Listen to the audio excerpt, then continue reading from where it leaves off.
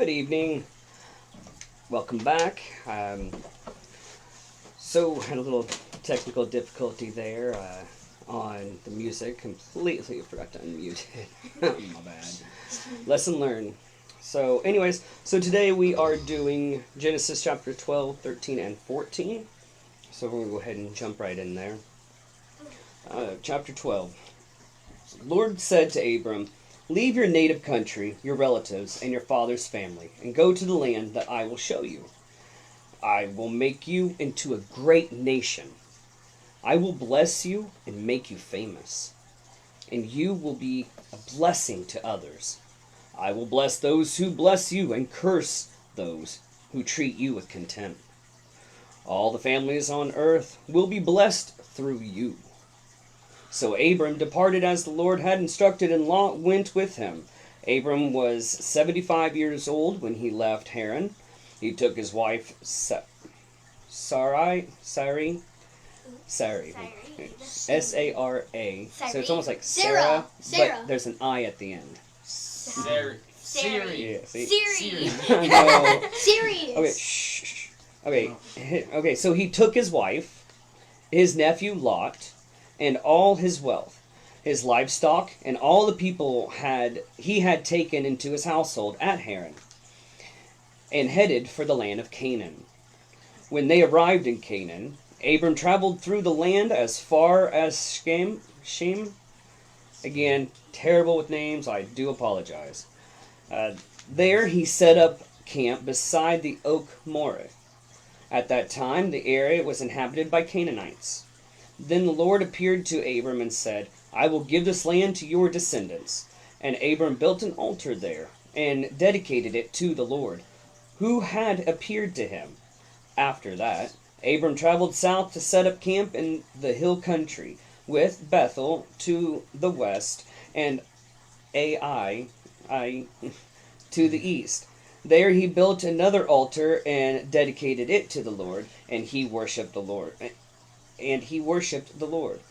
Then Abram continued traveling south by stages towards Negev.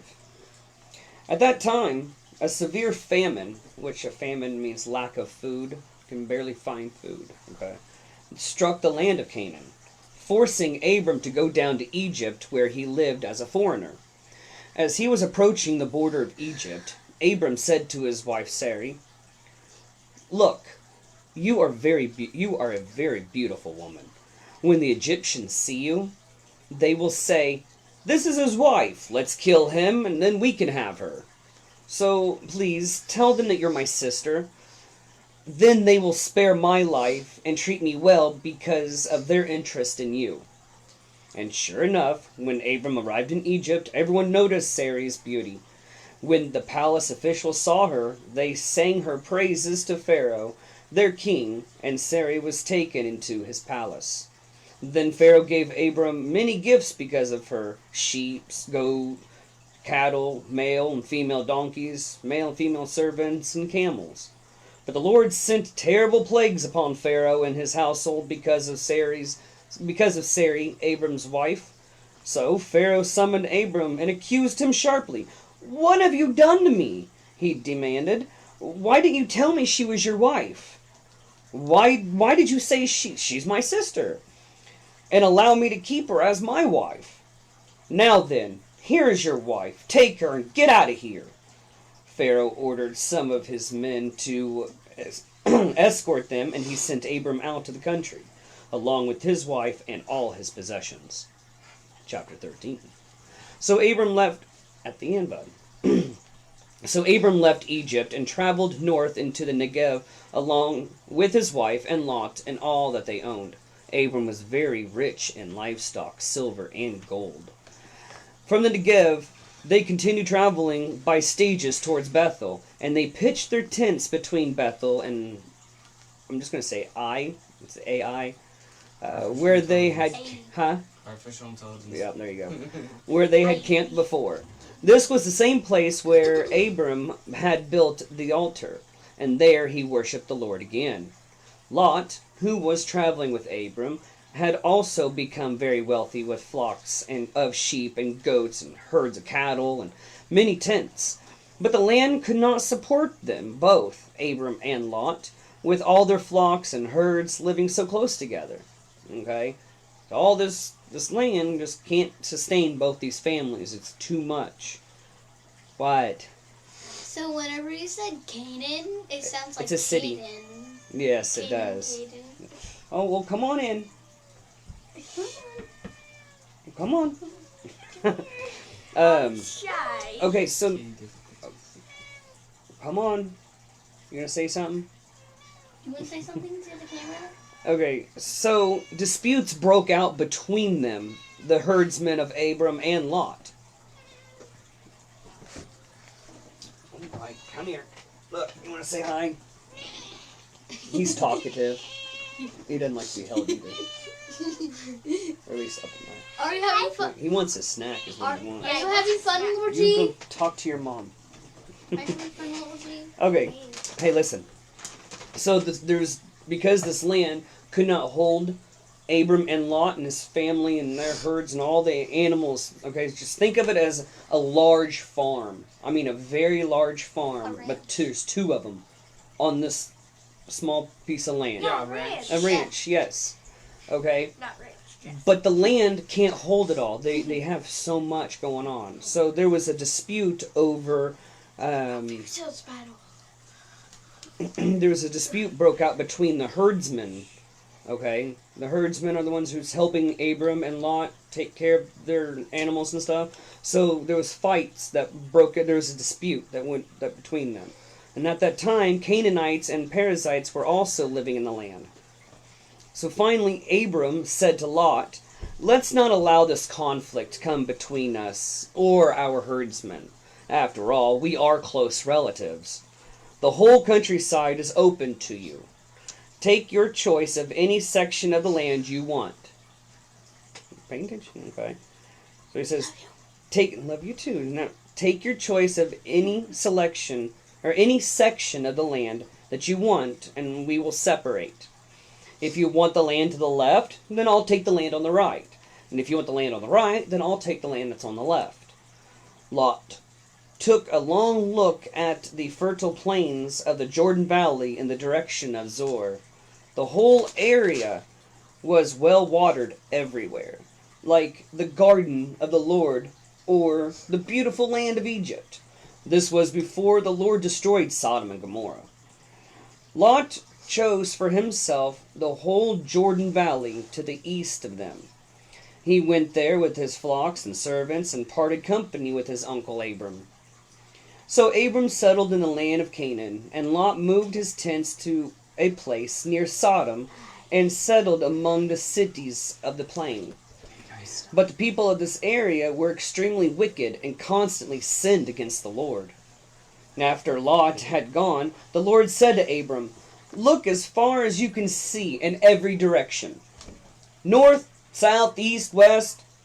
I am giving you all this land, as far as you can see, to you and your descendants, as permanent possession. And I will give you so..." Ignore him. He goes, "I will give you so many descendants that, like the dust on..." Colin. "I will give you so many descendants that, like the dust on earth, they cannot be counted. Go and walk through the land in every direction, for I am giving it to you." So Abram moved his camp to Hebron and settled near the oak grove belonging to Mamre. There he built another altar to the Lord. In chapter 14. About this time, war broke out in the region. They split it in half. Amaraphel of Babylonia, King Arioch of El-Assar, King Kindorlaomer of Elam, and King Tidal of Goim fought against King Bera of Sodom, King Bersha of Gomorrah, King Shinab of Adamah, King Shemeber of Zeboim, and the king of Bela, also called Zor. This second group of kings joined forces in Siddim Valley, that is the Valley of the Dead. The Valley of the Dead Sea. For 12 years they had been subject to King Kindalamor, but in the 13th year they rebelled against him. 1 year later, Kindalamor and his allies arrived and defeated the Raphatites at Ashtaroth, Kinnarim, and Zuzites at Ham, and the Emites of again, I am butchering these names. Okay, so then they turned back and came to what is now called Kadesh, and conquered all the territory of the Amalekites, and also the Amorites living in Hazaron Tamara. Then the rebel kings of Sodom, Gomorrah, all those other kings that were together, prepared for battle in the valley of the sea, the Dead Sea. They fought against the king of Kedorlaomer of Elam, and King Tidal, and from the king of Babylonia and the king of Elasar, the 4 kings against 5. As it happened, the valley of the Dead Sea was filled with tar pits. And as the army of the kings of Sodom and Gomorrah fled, some fell into the tar pits, while the rest escaped into the mountains. The victorious invaders then plundered Sodom and Gomorrah and headed for home, taking with them all the spoils of war and the food supplies. So after they took over the city, they took all the goods and took it home.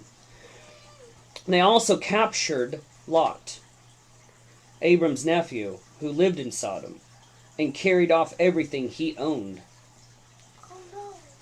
But one of Lot's men escaped and reported everything to Abram, the Hebrew, who was living near the oak grove belonging to Mamre, the Amorite.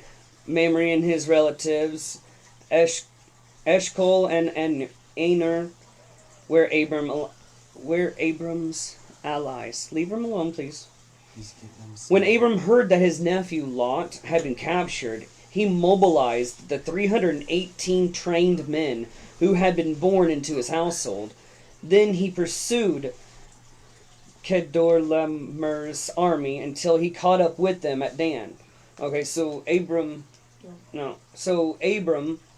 heard about it, gathered up 318 strong trained men, and started heading down there until he was caught up with them at Dan. There he divided his men and attacked during the night. The king's army fled, but Abram chased them as far as Hobor, north of Damascus. Abram recovered all the goods that had been taken, and he brought back his nephew Lot with his possessions and all the women and other captives. So, see, he's a hero. Yep. After Abram returned from his victory over the king and all of his allies, the king of Sodom, after Abram won, the king of Sodom went out. The king of Sodom went out to meet him in the valley of Shaveh, that is the king's valley. And the king of Salem, and a priest of God Most High, brought Abram some bread and wine. The king of Salem blessed Abram with this blessing: "Blessed be Abram by God Most High, creator of heaven and earth, and blessed be God Most High, who has defeated your enemies for you." Then Abram gave the king 1/10 of all the goods he had recovered. Then basically 1/10, it's like for every dollar, 10 cents. Every $100, $10. 10% of everything that he had, he gave to that king. The king of Sodom said to Abram, "Give back my people who were captured, but you may keep for yourself all the goods you have recovered." So it's like, I don't want your goods, just give me back my people. Abram replied to the king of Sodom, "I solemnly swear to the Lord God Most High, creator of heaven and earth, that I will not take so much as a single thread or sandal thong from the belongings to you. Otherwise you might say, I am the one who made Abram rich. I will accept only what my young warriors have already eaten, and I requested that you have a fair share of the goods to my allies, Aner, Eskel, and Mamre. And that's the end of today's reading. Any questions? What? But whenever Kanan, this sounds just like Kaden. It's Yes. so funny. Yep, you mentioned that. I got one question. What's up? Whenever you're butchering the king names, and they were all in the battle and stuff, I'm surprised, I'm kind of surprised that they didn't kill anybody in that, and they all just fled. Like if they They didn't want to die, so they fled. So. Yeah, I know, but if you wanted to, if you didn't want your stuff to be stolen and stuff, you could have at least protected it. Like, you got all that for no sense if you just fled. Spider-Man. Yes. All right. You guys have a wonderful night. We'll be back. We're going to do our times at 8 o'clock because we've been trying to do around supper time, and it's just not been working out right. So we're just going to stick with 8 o'clock. That way I know everybody's been fed, and I can get this stuff going. And so, all right. You guys have a wonderful night. God bless. Go Spider!